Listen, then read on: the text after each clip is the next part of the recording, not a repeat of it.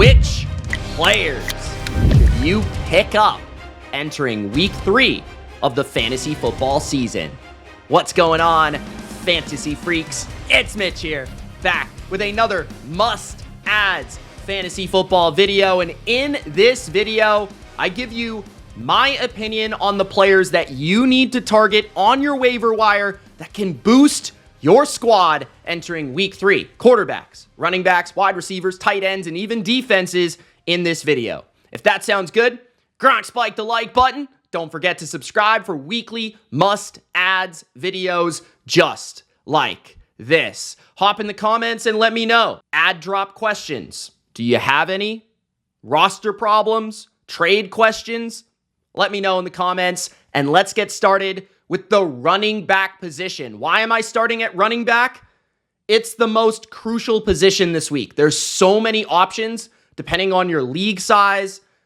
There are going to be so many running backs available, and you have to choose the right ones. But I honestly feel there are so many that can help at least the depth of your roster, if not even the flex position or your RB2 spot. There's running backs all over the place. So let's begin with the most widely discussed backfield entering week 3. That is the Kansas City Chiefs backfield with Carson Steel and Samaje Perine potentially taking over the work for Isaiah Pacheco, who's at least going to be out for 4 weeks. Potentially way longer than that, but only 4 weeks at minimum, which means you're going to get potentially 4 weeks of production for your fantasy teams on one of the best offenses, one of the best teams in the NFL, obviously, right? Who is going to get the ball? How is this going to split up in terms of the backfield work for the Chiefs? Now, I do think it's going to be a little bit tricky to figure out, but I personally would put my money on Carson Steel being the more valuable asset with higher ceiling outcome, with more upside. Now, do I think Samaje Perine is more proven? Probably going to catch more passes, probably going to play on pass snaps, pass block, the dirty work. Potentially, yes. Samaje Perine is the veteran running back who they signed for this exact purpose. He provides a floor for the offense. He's been in Cincinnati. He's been in Denver. He's a guy that he can play on all 3 downs. He's not very electric. He's not very fun. But he's a proven running back. If you want to go after him to just boost, maybe take a chance on somebody, I wouldn't spend too much on Perine. The guy that I would actually look at is Carson Steel, the man of steel. He had 7 attempts for 24 yards in week 2. And he looked pretty good. Now, he did fumble the ball, so that does lead you to believe that Andy Reid, the Chiefs, Patrick Mahomes, could have a little bit less faith in the young running back. But this guy was a training camp sensation, kind of like Isaiah Pacheco a couple years ago. And he has flashed some upside in terms of power in between the tackles, in terms of short yardage. And what I really like about Steel here is look at the Chiefs' game plan against the Bengals. They really wanted to run the ball in between the tackles. Really run the ball. And that's going to be Steel, I feel like. He's going to be the primary ball carrier, and he's going to be the primary goal line back and short yardage back for the Chiefs.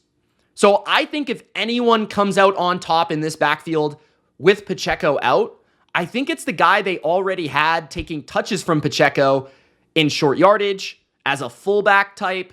I think that's Steel. I've been pretty impressed with his ability, and I do think that he's more athletic than given credit for. So if I were to spend on somebody here in Kansas City, it would be Steel. Now, I do think there are better alternatives with maybe more upside on the waiver wire. So we're going to get to those now, but I will warn you that one of these guys could be pretty productive in fantasy, and I would lean towards Steel just because the unknown factor. We know what Perine is. We don't necessarily know yet what Steel is, and those small flashes have given us enough to realize it could be there for a potential who saw this coming breakout season from Carson Steel of all running backs. It's just how the NFL is.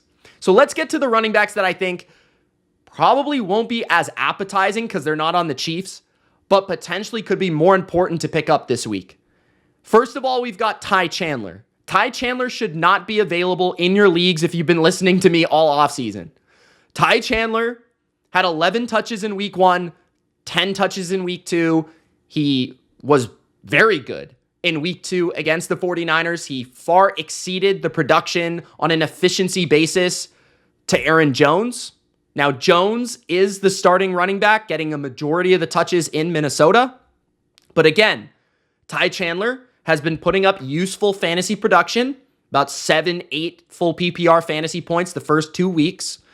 He's been seeing double-digit touches, a fair amount of split there with Aaron Jones. And the contingency is really pretty big. If Aaron Jones goes down, then Chandler becomes potentially more of a workhorse. Because I think the Vikings view it as a 1-2, 1A, 1B backfield. And without one of the 1As or 1Bs, they only have one guy. So I feel like Chandler is the one that is more consistently, he's younger, going to stay on the field and potentially have that upside. So Aaron Jones, proven to get hurt, is a little bit older at the position. At a moment's notice, given how the Vikings are playing, their offensive line looks, Sam Darnold looks, and now their receiver position is banged up. Jordan Addison, TJ Hawkinson isn't out there. They could rely on their run game more. Their defense is playing really well. So Chandler could become easily an RB2 in fantasy if Aaron Jones goes down. So he's really interesting, and he's actually probably startable in really deep leagues right now at your flex position. Then we've got Deontay Foreman from the Browns. Foreman is really interesting to me because he's been a good player for fantasy purposes in the past. He's actually been a good running back in general. I've been a fan of him. I thought he played well in Carolina a couple seasons ago. Chicago didn't play too bad. He's flashed upside throughout the course of his career. He's a little bit of an older back, but last week he went from 1 snap in week 1 to 27 snaps in week 2. And he took a lot of touches away from Ford in that Cleveland backfield. 14 attempts for 42 yards, and he also added a reception. That's 15 touches in week 2. And I think that's the sleepiest, most slept on 15 touches of week 2. So Foreman could be a great add as, again, potentially stealing the backfield load and the workload from Ford, who is the expected starter in Cleveland. But he could at least be the 1B in a backfield that wants to run the ball a lot, that doesn't really want Deshaun Watson throwing the football because he's terrible. So a run-heavy offense for Foreman. So take a look at him for sure. Next up, we've got Braylon Allen from the New York Jets. Braylon Allen might be the best handcuff in fantasy that might still be available. He could be the next Jordan Mason on fantasy waiver wires. Jordan Mason has become basically an RB1 since McCaffrey went down in the first 2 weeks, right? Last week had 100 yards against the Vikings. Braylon Allen is a rookie, very young player. He's 20 years old. I loved his tape at Wisconsin. He's a big back. He's powerful. He's got quicker feet than you would think. He's a more talented pass catcher than you would think. He has 3 down upside. And he's actually been stealing touches from one of the best running backs in football, Breece Hall. He had 2 touchdowns in week 2 against the Titans, 33 rushing yards, 23 receiving yards, 9 total touches. If Breece Hall goes down or misses time, that might be an RB1 in fantasy. Allen has that type of upside, so at the very least, RB2 quality. He's talented, he can catch the ball, he's a big back. I think he's got it all. So for me, he's one of the best upside options for handcuffs that could still be out there on the waiver wire. That's the type of shot I'm willing to take and spend a little money just in case it does happen, because you could luck yourself into the next Jordan Mason. And lastly, at running back, Antonio Gibson of the Patriots. Ramondre Stevenson has been a workhorse to a different level so far this year through 2 weeks. Stevenson has been incredible for the Patriots, especially in week 1. But Antonio Gibson could be the next Kareem Hunt type for this Browns-oriented offensive attack under Van Pelt. Van Pelt, the offensive coordinator of the Patriots, Jacoby Brissett, former Brown as well, runs this Cleveland-inspired Kevin Stefanski attack.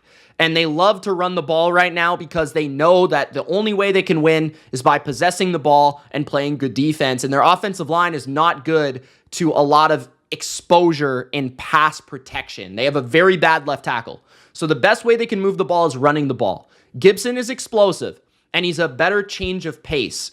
Stevenson has been getting about 20 touches on the ground a game. He's been good with those. But Gibson actually had 11 rushes for 96 yards. He hit a 45-plus yard run in week 2 against Seattle, a good run defense in week 1 against Denver. They completely shut them down. He had 1 catch for 7 yards and also is kind of factoring in as a receiver, a third down option as well. So Gibson has clearly become the number 2 behind Stevenson.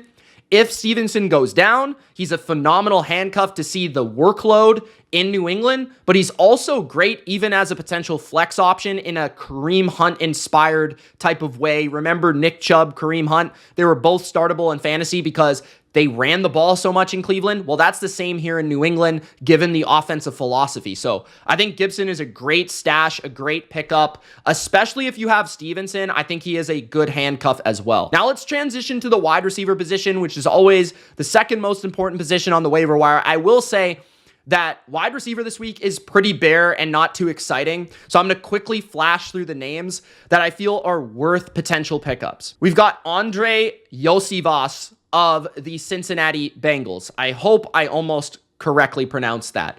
But he had 2 catches for 7 yards and 2 touchdowns. I've been working on the pronunciation, guys. I don't know if I have it yet. But Iosivas, 2 catches, 7 yards, 2 touchdowns against the Chiefs. A really good secondary, a really good corner group.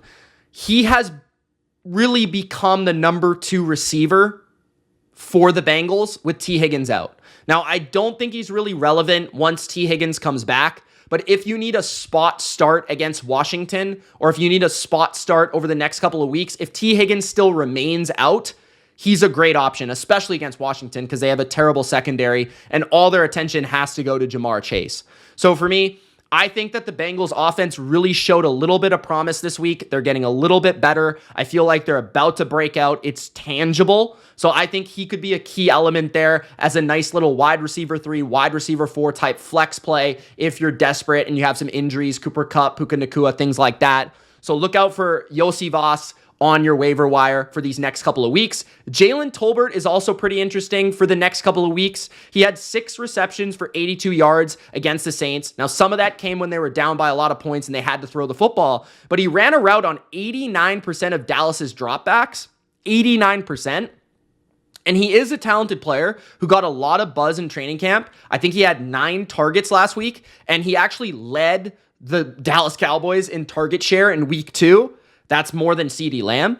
So Tolbert's a talented young kid who was expected to break out this year and showed flashes in week 2. Was pretty quiet in week 1, but showed flashes in week 2. He has the potential to become a more high priority target in the offense than Ferguson or even Brandon Cooks. Looking at just the way that he can play, if he's playing in the slot, or the way that he caught the football down the field in contested scenarios, if he could step up as a wide receiver 2 and even exceed Brandon Cooks' role, he could become valuable in this offense. And as Ferguson is out with injury, he becomes that much more interesting because he's the middle of the field target as well. So Tolbert, to me, definitely in a Dallas offense, pass heavy, don't have a great running game. Defense looked pretty bad in week 2. He could be interesting in some games coming up against Baltimore where they're going to have to throw the football.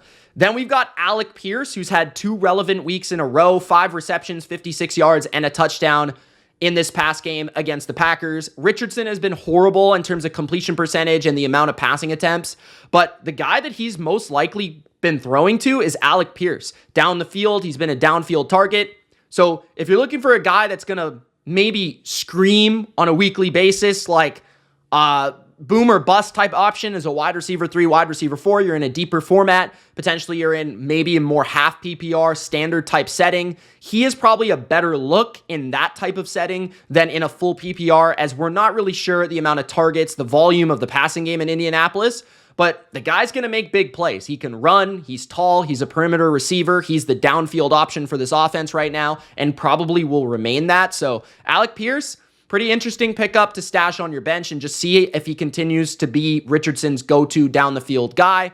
and Richardson's a down-the-field quarterback. Then we got the Rams receivers, Robinson, Johnson. Those two primarily, in my opinion. Cooper Kupp, Puka Nacua, they're both kind of suspect in terms of, okay, I don't know how serious the Cooper Kupp injury is. I don't know if they just really held him out because they were getting absolutely annihilated by Arizona, or if it's really serious. But we know that Cooper Kupp is injury prone at this point. He is older, and Puka Nacua is on IR. So somebody's going to have to catch the ball for Matthew Stafford, and Stafford, as far as I know, is still upright and healthy. And not every game is going to be like it was against the Cardinals, where it was a complete non-factor disaster for the team. So Demarcus Robinson clearly is like the number one guy out there who's going to play the most snaps. Ty Johnson, I think, is going to be the primary slot over the middle of the field. Cooper Kupp, Puka Nacua, tough after the catch type replacement. So Ty Johnson becomes that much more interesting in week 4. If Kupp is out, he becomes that much more relevant in fantasy. Even with Puka out, he was kind of intriguing. Now, if Kupp is out, he's that much more fascinating to me. So Johnson is the one I'd be targeting the most, but Demarcus Robinson is the one with the most rapport, chemistry in the offense with Matthew Stafford. Then you get a little bit deeper with the other guys, and I don't really see anybody. Parkinson at tight end could be worth a reach, but to me, those two primarily are the guys that I would look at.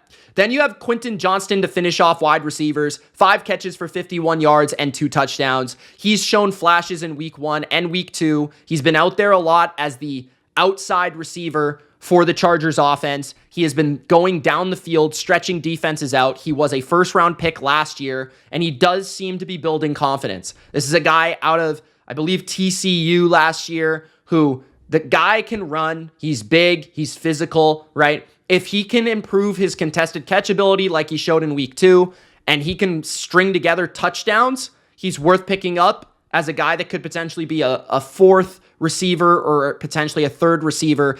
He might be the number 1 receiver with the Chargers. So again, it's still Justin Herbert there. And there's going to be games where they're going to have to throw more than they did against Carolina, the worst team in the NFL. So Johnston is interesting. Moving to the onesie positions at quarterback, Derek Carr had 11 completions, only 11 completions in week 2, but 243 yards, 2 passing touchdowns, 1 rushing touchdowns. That's 3 tutties for Derek. And I think he's just been playing phenomenal football. He's been looking for explosives.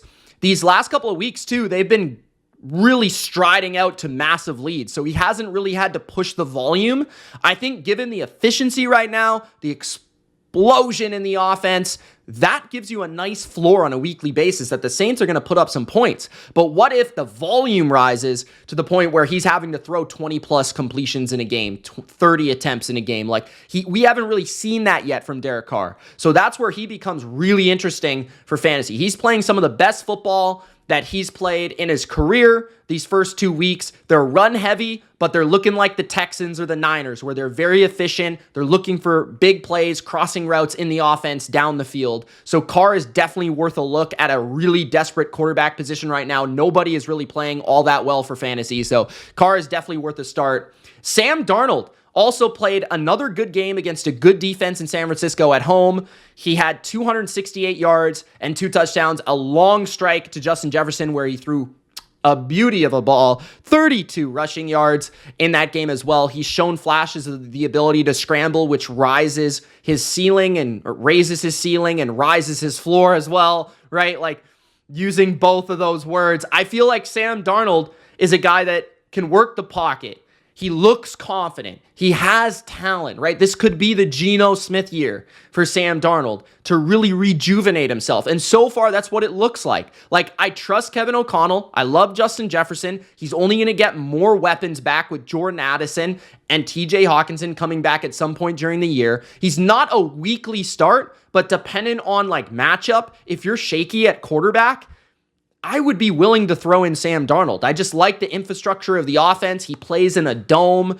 So far, he's been accurate and on time. Like, there's a lot of things to like about his play. So Sam Darnold, also not as high of a priority as Derek Carr, but definitely worth a priority in fantasy if you're desperate at quarterback. Then tight end. Tight end has been a wasteland so far for fantasy football. Hunter Henry, I actually listed him as a start last week. He came through big time, 8 catches, 109 yards. And the really interesting thing about the Patriots so far, Like I brought up with the running backs, they love to feature running backs. They love to feature tight ends. This is the Browns offense that was inspired, from Van Pelt, right? From Stefanski. They loved the David Njoku and all those guys, Austin Hooper over the years. Like, Hooper's now in New England, but he's the number 2 behind Henry, and they've been throwing a lot of 2 tight end formations out there, a lot of play action when they throw the ball, and a lot of volume for tight ends. 43% of New England's targets have gone to tight ends. That's a league high right now. Henry is one of the more talented, if not the most talented receiver on the Patriots, which makes him that much more of an intriguing add here. The Patriots don't have super amazing wide receiver talent, so the tight end becomes maybe the number 1 go-to guy on third downs to move the chains, to get drives started, to score touchdowns. So Henry's a good player. He's been productive. I think he's definitely a top 12 tight end in fantasy if the Patriots continue to show this volume at this position. And then Mike Gesicki, 7 receptions for 91 yards. I'd put him below Hunter Henry. Some people would put him above just because he's in Cincinnati. But given all the different tight ends in Cincinnati, I think he'll be a little bit more hit and miss. But especially while T. Higgins is out, I feel like Mike Gesicki is an intriguing addition because Gesicki, 7 catches, 91 yards. Like, he's a big target. He's fluid as a mover for a tall, long type of tight end. He's got great hands. He's a great red zone option. And he showed a little bit of fluidity as an after-catch player this past week against the Chiefs. Now, the Chiefs have struggled with tight ends with Isaiah Likely and Gesicki and all the others in Cincinnati this past week. So it might be a matchup-based thing to keep your eye on. But Gesicki could be very involved given how much Burrow is throwing the ball underneath, checking it down, throwing those crossers off play action. Gesicki is really interesting if you're desperate at that position, which a lot of people probably are. 2 defenses that I like for week 3. Monday Night Football, Cincinnati Bengals at home taking on a rookie quarterback in Jaden Daniels, a weak offensive line in the Washington Commanders. Their defense, Washington's, is terrible. I expect Burrow to have a big day, which puts the Bengals in front. From in front, you can rush the quarterback, sacks, interceptions, force fumbles, Trey Hendrickson getting to the quarterback. I have not been super impressed with the Commanders' offense. I think it's pretty bad schematically, and I think Daniels is going to make mistakes on prime time. Then, lastly, the Tennessee Titans are a really low-key option that I think will be available in pretty much every league. The Titans take on the Packers, and Tennessee's defense has played well this season. Like, I like Jeff Simmons, Harold Landry up front, Ernest Jones at linebacker. Their secondary is just stifling in coverage. They've been one of the best pass defenses in the league so far. You look at what they did to Aaron Rodgers. They held him under 200. They really just completely dominated Caleb Williams, held him under 100 passing yards. I think Tennessee is going to be all over the Packers. The Packers have Malik Willis likely starting. This could be the game where after they upset the Colts, they come back down to earth and they just put up like nothing of production. So I think Tennessee won't be caught off guard with a crazy run-heavy game plan from Matt LaFleur. So Tennessee is a really interesting option against their former quarterback there, Malik Willis, who they know very well. So those are my must-adds for week 3 of the 2024 fantasy season. Hope you guys enjoyed. If you did, Gronk spike the like button. Don't forget to subscribe for this video every week. It's Mitch.